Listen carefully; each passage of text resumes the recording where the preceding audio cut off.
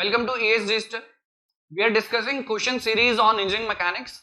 Till now, we have discussed some important concepts regarding equilibrium and we have also solved some important numericals.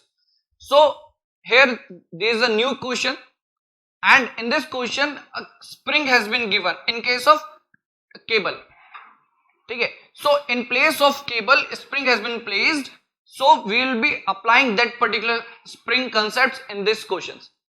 So, first we will discuss the question. The spring has a stiffness. In this question, stiffness has been given for a spring 800 Newton per meter and unstressed length of 200 mm is given.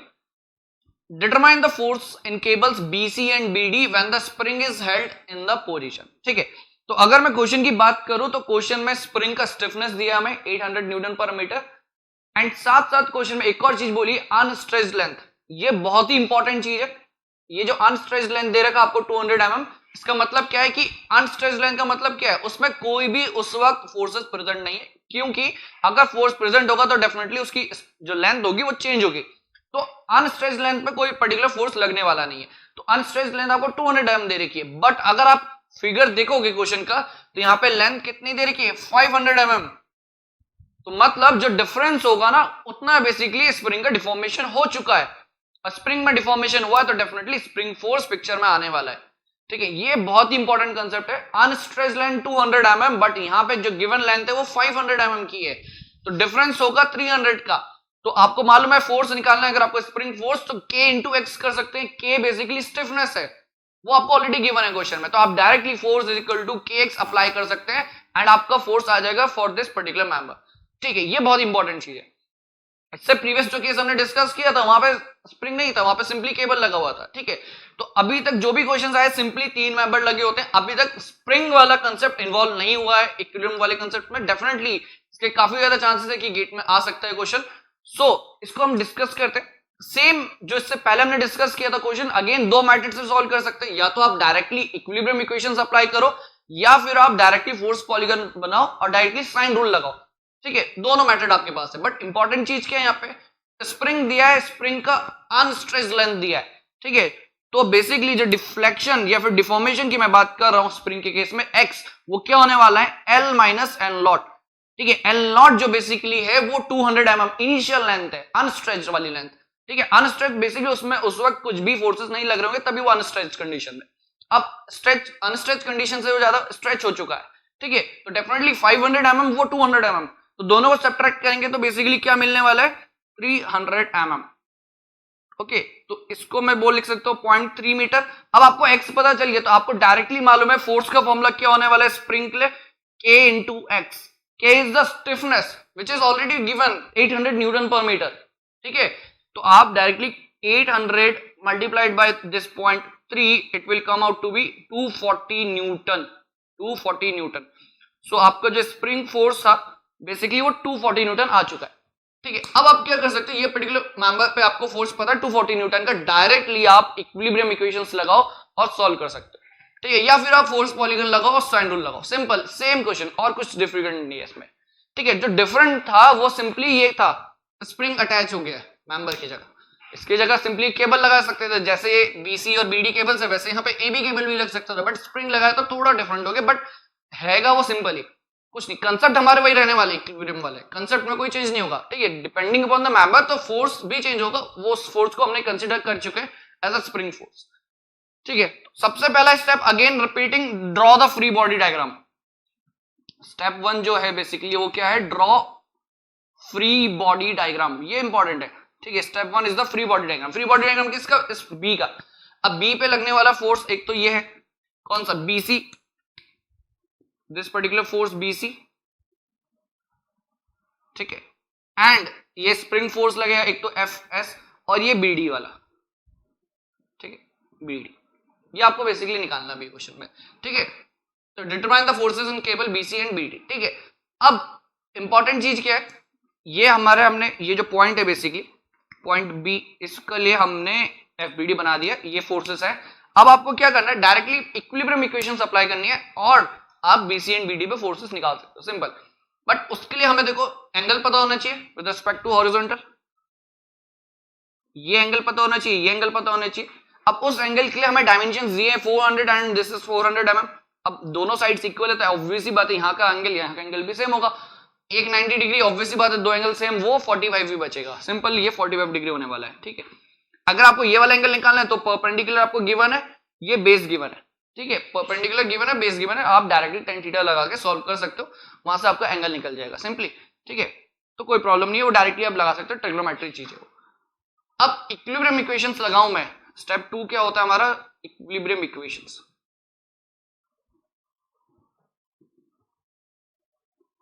Equilibrium equations, ठीक, equilibrium equations again concurrent force system है तो summation F x equals to 0, summation F y equals to 0। तो दो equilibrium equations लगेंगे, क्योंकि ये क्या है, कंकरेंट फोर्स सिस्टम है, तो दो इक्विलिब्रियम इक्वेशंस ऑलरेडी हम डिस्कस भी कर चुके हैं ये चीज। ठीक है, अब सपोज अगेन मैं इसको अप्लाई करता हूं, फर्स्ट वाली को अगर मैं अप्लाई करता हूं तो क्या मिलने वाला है मुझे, देखो एफ एस टुवर्ड्स लेफ्ट जा रहा है तो नेगेटिव कंसिडर करूंगा, और एफ एस की वैल्यू ऑलरेडी हम फाइंड आउट कर चुके हैं 240 न्यूटन। ठीक, बीसी की बात करूं, बीसी के लिए क्या होने वाला है, force on BC will be cos 45 consider होगा। ठीक है, बीसी का horizontal component definitely F BC cos 45 होगा, और टुवर्ड्स राइट है तो पॉजिटिव कंसीडर करेंगे। सिमिलरली बीडी के लिए भी होने वाला है एफ बीडी cos थीटा, जो भी थीटा आएगा बेसिकली, आप इसको tan थीटा सॉल्व कर सकते हो क्योंकि डायमेंशन गिवन है, perpendicular 300 and with base 400 given already. ठीक है, ये summation of force equals to 0 हो गया। वैसे ही अगर मैं दूसरी इक्विलिब्रियम इक्वेशन अप्लाई करूं तो क्या लिख सकता हूं, देखो इसका वर्टिकल कंपोनेंट, इसका वर्टिकल कंपोनेंट, ये हॉरिजॉन्टल है तो इसका वर्टिकल में कोई रोल होगा नहीं, सिंपल। तो बीसी के लिए मैं लिखूंगा F BC sine 45, F BC sine 45, ये अपवर्ड है तो पॉजिटिव, बीडी वाला डाउनवर्ड आएगा तो नेगेटिव कंसीडर करेंगे, F BD sine theta equals to 0, simple. तो दोनों इक्वेशन को साइमल्टेनियसली सॉल्व करेंगे तो BC and BD easily find out कर सकते हैं, कोई प्रॉब्लम नहीं इसमें।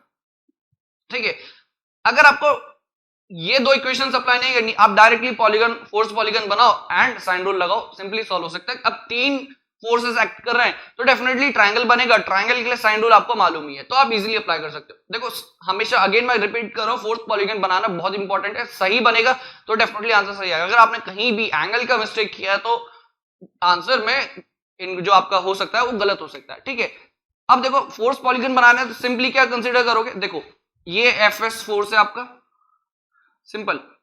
जैसा फोर्स, आप एक फोर्स देखा आपने सबसे पहले एफ एस, तो as it is F S मैंने बना दिया, सेम डायरेक्शन भी कंसीडर करनी है, इंपॉर्टेंट चीज। फिर देन बीसी, बीसी को अगर मेरे को यहां पे बनाना है तो जस्ट पैरेलली ड्रॉ करना पड़ेगा ना, यहाँ पे बीसी को अगर मुझे यहां पे बनाना है, इसके एफ एस के टेल पे, हेड पे, सॉरी, बीसी को एफ एस के हेड पे बनाना है तो इस तरीके से पैरेलली ड्रॉ करना पड़ेगा। तो पैरेलली ड्रॉ करूंगा तो ये ऐसा कुछ आ गया फोर्स बीसी। ठीक है, ये चीज ओके। अब बीडी मुझे ड्रॉ करना पड़ेगा, अब बीडी मुझे ड्रॉ करना है तो पैरेलली ऐसे ड्रॉ करूंगा यहाँ पे, और यहाँ पे इस तरीके से जाकर बनेगा। ठीक, सिंपल। तो ये चीज है, ये कुछ इस तरीके से बनेगा और ये यहां से इसको क्लोज कर दिया जाएगा। ठीक, फोर्स ऑन बीडी। अब देखो ट्राइंगल बेसिकली क्या हो रहा है, क्लोज हो रहा है, एफ एस फिर बीसी एंड बीडी, और ये कंप्लीटली ऑर्डर में, क्लोजिंग साइड जो है बीडी वाली वो ऑर्डर में तो डेफिनेटली इक्विलिब्रियम में होगा, और वो ऑलरेडी क्वेश्चन में मेंशन भी चीज है कि जब भी आप सॉल्व करोगे इसको पर्टिकुलर इक्विलिब्रियम कंडीशंस के लिए तो सॉल्व करोगे तो वो क्लोज होना ही है। ठीक है, अब ये ट्रायंगल बन गया, इंपॉर्टेंट चीज है एंगल्स मेंशन करना, फिर डायरेक्टली आप साइन रूल अप्लाई कर सकते हो। ठीक है, तो जो सेकंड मेथड है बेसिकली, सेकंड मेथड कौन सा, बेसिकली हमारा साइन रूल वाला, तो डायरेक्टली आप साइन रूल अप्लाई कर सकते हो इस पर्टिकुलर केस में भी। ठीक है, बहुत ही सिंपल है, बस इंपॉर्टेंट चीज ये रहती है यहाँ पे कि आपको एंगल सही से क्लियर होने चाहिए। अब देखो एंगल्स की अगर मैं बात करूं, तो आपको मालूम है ये एफ एस है, बीसी वाला मेंबर है, तो पैरेलली ड्रॉ कर रहा है, देखो 45 एंगल बना रहा है, तो कहीं ना कहीं ये भी 45 होगा, कहीं ना कहीं ये भी 45 होने वाला है। ठीक है, एंड अगर मैं बीडी की बात करूं, बीडी वाला मेंबर क्या है, देखो थीटा बना रहा है, ऐसा कुछ एफ एस के साथ कुछ थीटा बना रहा है। अब इसको अगर मैं थोड़ा सा पीछे की तरफ प्रोड्यूस करूं, इसको पीछे की तरफ लेकर जाऊं तो ये कुछ ऐसे बन रहा है, इस ट्रायंगल में ना एफ एस के ऊपर बीडी ऐसे बन रहा है, इस बीडी को अगर मैं ऐसे लेकर जाऊं इस फोर्स को, तो ये एंगल जो थीटा है वही एंगल तो ये थीटा होगा ना, ये एंगल जो थीटा है वही एंगल तो ये थीटा होगा। ठीक है, आई थिंक आपको क्लियर होगा ये चीज कि ये जो एंगल थीटा है, देखो बीडी को मैं जस्ट पीछे की तरफ ले गया हूं, ठीक है, ये अपना एफ एस जा रहा है हॉरिजॉन्टल में, तो ये एंगल थीटा बराबर ये एंगल थीटा, करस्पॉन्डिंग एंगल्स, तो ऑब्वियसली बात है ये एंगल बी क्या हो जाएगा, थीटा। तो डायरेक्टली आप साइन रूल लगा सकते हो इस पर्टिकुलर ट्राइंगल के लिए अगर आपको एंगल्स पता है, ठीक है। तो बहुत ही सिंपल सा क्वेश्चन था ये भी। अगेन आप क्या करोगे, सिंपली साइन रूल लगाओगे। अब साइन रूल लगाने के लिए आप क्या कर सकते हो, यहाँ पे कर सकते हो आप एफ एस के जस्ट अपोजिट एंगल क्या होने वाला है, साइन 180 माइनस 45 प्लस थीटा, ठीक है, 45 प्लस थीटा इक्वल्स टू क्या होने वाला है, इक्वल्स टू क्या कर सकते हो आप, जिस भी मेंबर पे आपको निकालना है F B C divided by sine इसके जस्ट अपोजिट साइन थीटा, और इनिशी के जब इक्वल रखोगे आप क्या रख सकते हो, एफ बी डी अपोजिट वाला एंगल कौन सा होगा, बी डी के अपोजिट एंगल साइन 45। तो आप डायरेक्टली ये अप्लाई कर सकते हो, ठीक है। आई होप आपको ये चीज क्लियर होगी, ठीक है, आई होप आपको ये चीजें क्लियर होंगी। ये जो सेकंड मेथड है बेसिकली इसको आप डायरेक्टली अप्लाई कर सकते हो, ठीक है, जो इससे प्रीवियस केस में भी हमने डिस्कस किया था प्रीवियस क्लास में, ठीक है। अब देखो यहां पे एक जगह स्प्रिंग लगी, अब 3 जगह लगा दूं तो क्या है, वो सेम क्वेश्चन है। अब कुछ भी हो, आपको यहां पे सिंगल केस में स्प्रिंग दिखा है, तीनों में स्प्रिंग लगा दूं तब भी कोई प्रॉब्लम नहीं है। सिंपली आपको बस ये देखना रहेगा कि स्प्रिंग का अनस्ट्रेच्ड लेंथ कितना है और गिवन लेंथ कितना है, उसी के अकॉर्डिंग आप फोर्स कंसीडर करने वाले हो, उसी के अकॉर्डिंग फोर्स कंसीडर करने वाले हो। तो बहुत ही सिंपल केस है, आपको ये चीज से प्रॉब्लम नहीं होनी चाहिए कि स्प्रिंग आगे तो अब इस क्वेश्चन को मैं किस तरीके से सॉल्व करूं, ये चीज की प्रॉब्लम नहीं आनी चाहिए। स्प्रिंग आए चाहे कुछ भी, आपको बस उस पर्टिकुलर मेंबर के अकॉर्डिंग फोर्सेस को कंसीडर करना है, ठीक है। आई होप आपको क्लियर हो गया होगा, ठीक है। तो अगेन यहाँ पे स्प्रिंग एक जगह हो चाहे तीनों जगह स्प्रिंग लगी हो तो कोई प्रॉब्लम नहीं होनी चाहिए क्वेश्चन सॉल्व करने में, ठीक है। सो यहां तक हमने डिस्कस कर चुके हैं इक्विलिब्रियम वाले कंसेप्ट्स। अब आगे जो देखेंगे वो भी अगेन इंपॉर्टेंट कंसेप्ट्स होंगे। ये तो हमने कंकरेंट फोर्स सिस्टम का देखा, अगेन अब नेक्स्ट जो देखेंगे वो नॉन कंकरेंट फोर्स सिस्टम के भी देखेंगे, ठीक है। Thank you very much.